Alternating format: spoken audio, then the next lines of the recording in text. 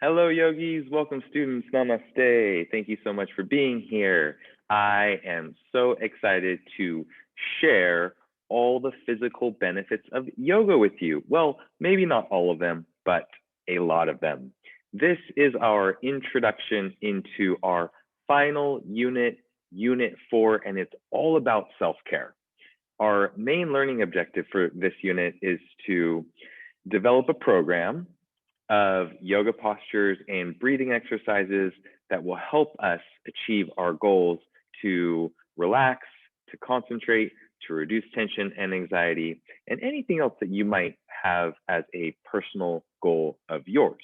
Now, of course, we will continue to develop strength, balance, and flexibility, and all the other benefits that a dedicated yoga practice has to offer. But I think at this point, since we have started to feel some of the physical benefits of yoga, and maybe we can't really explain them or decipher them, it's time to actually go into some of the research and see, well, what is yoga and breathing doing for us physically? And so this is our lecture today. This is the physical benefits of yoga. All right. Yoga has a myriad of physical benefits, and we are going to go through about 30 of them. This is not an exhaustive list, but it is quite comprehensive, something that I am proud, and I do think that we will all learn a thing or two here together. Okay, so first thing, yoga improves flexibility, and we are starting to observe this in our bodies already, and it's really, really cool.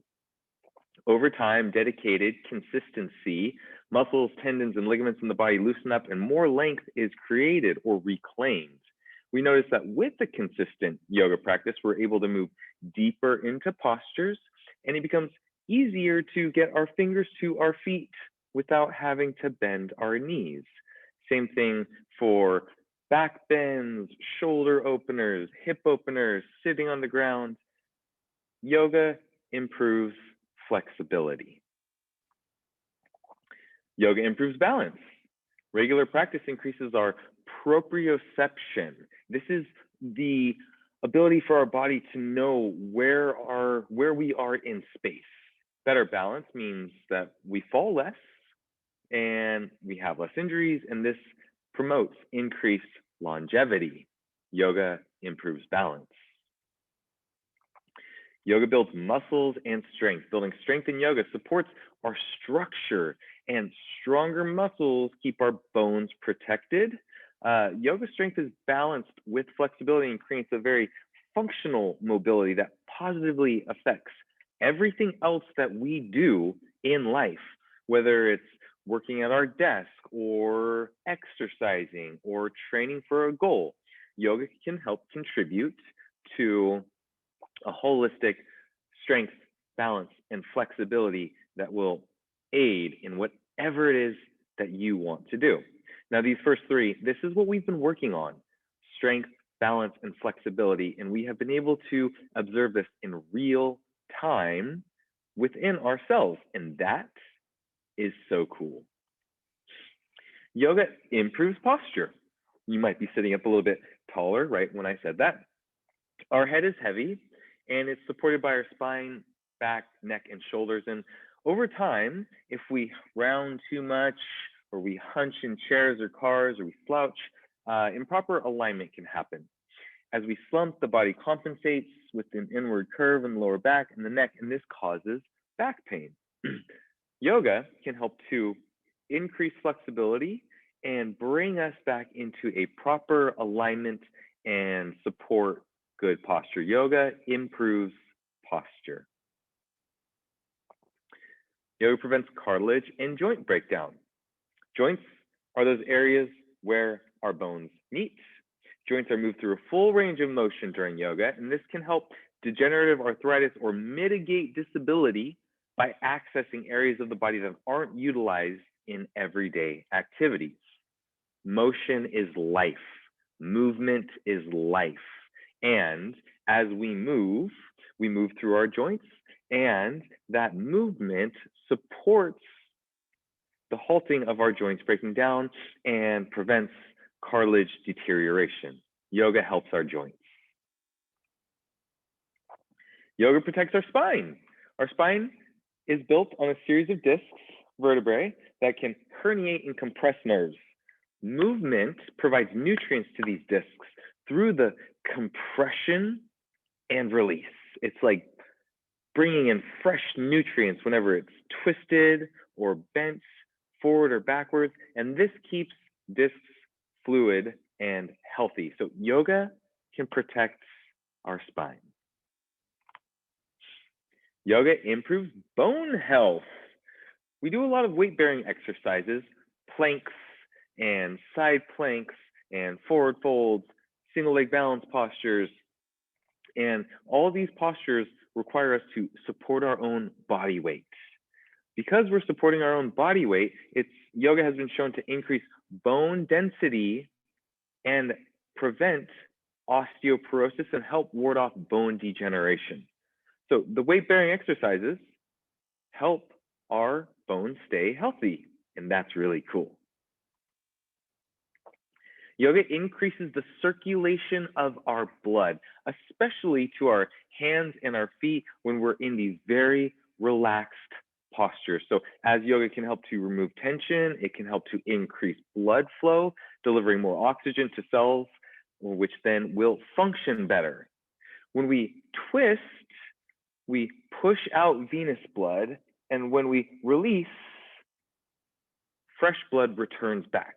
Inversions promote venous blood flowing back to the heart, and yoga boosts the amount of hemoglobin and red blood cells carrying oxygen to the tissue. So yoga can actually make our blood more efficient, and that increased efficiency can also help to increase circulation of the blood in our body. Okay, so cool. Yoga strengthens our hearts. Regularly getting your heart into the aerobic range can lower your risk of heart attack and decrease depression. Our heart is a muscle, and when we use it in yoga, it helps to build and strengthen it. Consistently practicing yoga decreases the resting heart rate, it increases endurance, and improves the maximum uptake of oxygen in exercise. So cool. Now, a lot of these things work together. As your heart gets stronger, your circulation improves. As your circulation improves, your posture will get better and your bones get stronger. So all of these things are happening all at the same time every time we practice yoga. That's amazing. Yoga lowers blood pressure. The mindful release of the mind and body has positive effects at lowering blood pressure. Shavasana has been shown to have a direct connection to decrease blood pressure because we are so relaxed, so chilled out, and it feels really, really nice. Yoga regulates your adrenal glands. The adrenal glands secrete cortisol, which is a hormone in response to crisis, fight or flight. The adrenaline is pumped into your body when we are in stressful situations. Too much cortisol has a very negative effect. It has lots of negative effects, in fact, including depression, osteoporosis, high blood pressure, insulin resistance. So if we want to get to the source of all of these issues that may be happening, yoga can help do that. It lowers cortisol levels in the body, relieving us of all the harmful negative effects of too much stress. Yoga regulates our adrenal glands. Yoga supports happiness. A consistent yoga practice can reduce depression and improve levels of serotonin on a physiological level. The happy hormone. Serotonin is what makes us happy. And decrease levels of cortisol, the stress hormone. Yoga helps to bring balance into our system on very many layers and levels. And one is to help us to be in our natural state, be in our truth, be in our joy and happiness. Yoga supports a healthy lifestyle, and this one is huge. Yoga can help you to get moving and burn calories, which will then provide a space to be conscious about your eating, conscious about the decisions you're making in your life, and all this contributes to a healthy lifestyle. Now, yoga is not a healthy lifestyle. 1 hour of yoga on your mat is the support. It's a great contributor, but what you do in those other 23 hours really, really matter. How are you eating? How are you sleeping? How are you exercising? How are you relating? How are you in community with your friends, family, and neighbors? All of these are very important things that are the healthy lifestyle, and yoga supports that, which is so cool. Yoga lowers blood sugar levels. So it can help lower LDL cholesterol and increase HDL. And the ratio of these is important for natural body function. Lower blood sugar levels lead to a decreased risk of diabetic conditions such as heart attack, kidney failure, and blindness. And yoga supports a healthy lifestyle. A healthy lifestyle supports mindful purchasing, mindful eating decisions, and that helps to bring your levels of cholesterol back into a more organic, more natural balance of what your body has evolved to want and need. Yoga supports your blood sugar levels. Yoga helps you focus. It teaches us to focus on the present, and this improves our reaction time, our memory, and even has been shown to improve IQ scores. Repetitive thoughts become less distracting. We can remove the negative habitual thought patterns. We are then able to focus on the present topic at hand so much better. Yoga helps us focus.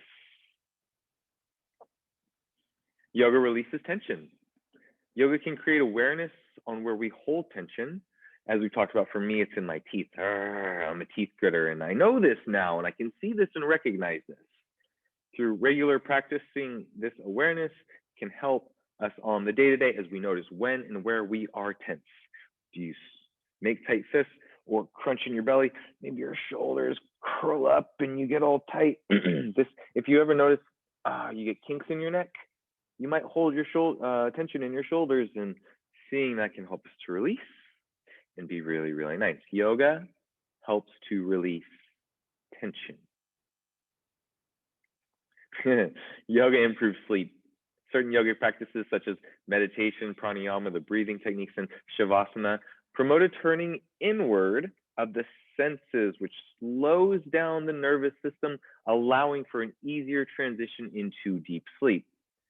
In bed, just before you go to sleep, practicing breathing exercises will help you fall asleep much more than anything else. Reading is good. Screen time, I am just going to say, is not good right before you go to bed. It fires up our brain, and our brain doesn't want to go to sleep. But if our eyes are closed, we've removed the screens, we're breathing deep, and we're relaxing, then yes, this significantly improves our sleep. Yoga can help boost our immune system, and this is important. We want to be healthy, strong individuals so we can ward off any incoming viruses and not be transmitters of these viruses, and be strong and healthy for ourselves and our loved ones. Yoga has been shown to support immune system by boosting and lowering it when needed. Now, all the things that we've been learning, asana, pranayama, meditation, they all contribute to a healthier functioning immune system. So the more yoga you practice, the more you sit still and breathe, the more that you breathe in focused and concentrated ways, the stronger your immune system will be. Yoga creates relaxation. It encourages you to slow down, breathe deep, and be present. And this shifts the balance from the sympathetic nervous system, the fight or flight, oh my gosh, I gotta run, I gotta go, let's go, or I'm gonna stand my ground and I'm going to fight, into the parasympathetic nervous system, which is everything is okay, everything is calm, everything is peaceful. Now, we don't want to never use our sympathetic nervous system. No way, it evolved for survival. It is there to help us we need it today. But we also don't want to just be humming in fight or flight mode all the time, because that is going to cause stress, which will overload our adrenals, pumping way too much cortisol into our body, and then many of these other benefits we won't be able to experience. Yoga helps to create relaxation, moving us from sympathetic to parasympathetic nervous system responses. Our lungs can increase their capacity. Yogis tend to take fewer breaths of greater volume, and yoga has been shown to increase the maximum volume of breath as well as exhalation efficiency. The transfusion, the push and the pull, the oxygen and the carbon. We need both of these gases for healthy autonomic function. And when we're breathing slower, breathing deeper, we are actually helping to bring that balance more into an optimized proportion for healthy body function. You may notice this as we've gone through. It becomes easier to breathe as we practice yoga. Yoga helps to increase our lung capacity and efficiency. Yoga is good for our gut. It can help to prevent irritable bowel syndrome, which can be exacerbated by stress. It can also help to remove ulcers and constipation, because yoga facilitates a rapid transit of food and waste products through our bowels. Twisting postures are really good to get waste to move through the system also. When we're compressing and releasing our colon in these twisting postures, it stimulates a response, and healthy movement of our bowels is important for an overall healthy lifestyle. I don't think I need to go into too much detail, but it doesn't feel good if you haven't been able to go to the bathroom in a long time. It feels really, really painful in our stomach. It's irritated, and it's no good for anybody. Yoga can help healthy stomach function. Yeah, super cool. Thanks, yoga. Yoga can boost self-esteem. It shows us that we are the divine manifestation of a supreme consciousness. We are special. It helps us create positive associations with ourselves and support them with the positive practices. And when we love ourselves, we are free and open, grounded in this knowledge to go out and love other people. And that is cool, because I want love, I want to be loved, I want to offer love, and I want to have this love for myself as a foundation for all of those. Yoga can help boost self-esteem. Yoga gives peace of mind. Patanjali, the Hindu sage, remember him? He observed that yoga is the cessation of the fluctuations of the mind, stillness of the mind. It slows down mental loops of frustration, anger, fear, and desire that cause stress. Just going over something over and over, that causes stress. That's stressful. Stress is associated with all kinds of health complications. So if you quiet your mind, you will live a longer and healthier life. It is a simple formula, not easy to do, but yoga can help us get to this place and help us with peace of mind. Yoga eases pain. Asana and meditation have been shown to ease pain in individuals experiencing arthritis, back pain, fibromyalgia, carpal tunnel, and other chronic conditions. The main thing I hear students say is, my back hurts. I think we are living in a society of chronic back pain for many, many of us. And yoga can help to ease the pain by restoring natural function, improving your posture, increase circulation, reduce tension, improved happiness. All of these things will help ease the pain in your body. So yes, yoga can help ease your pain. Awesome. We work on outer strength, but yoga also develops inner strength. The strength to take on lifestyle changes for the better. The strength developed in yoga can help you overcome dysfunctional habits and lead to better eating, sleeping, exercise, and intoxicant use. We find that our bad habits seem to not have such a pull over us when we practice yoga, and there's this inner strength to overcome the things that are dragging us down, especially when it is from us. So yes, yoga can help you become strong on the inside, powerful enough to overcome anything outside or inside. Yoga benefits relationships. It develops friendliness, compassion, greater equanimity, looking at all things as equal. The emphasis in yoga on not harming or not stealing, telling the truth, and taking only what you need can improve your relationships. I don't know about you, but I love friends who don't take things from me, they don't steal from me, they don't hurt me, and it's an equal exchange of what we can contribute to each other. So yes, yoga benefits our relationships, and that is awesome. Yoga builds awareness. Yoga and meditation build awareness. This one we feel so much. I have to believe it at this point.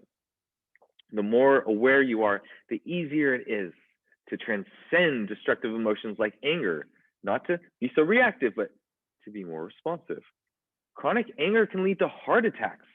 Your reactions turn towards understanding and compassion, replacing anger with increased awareness.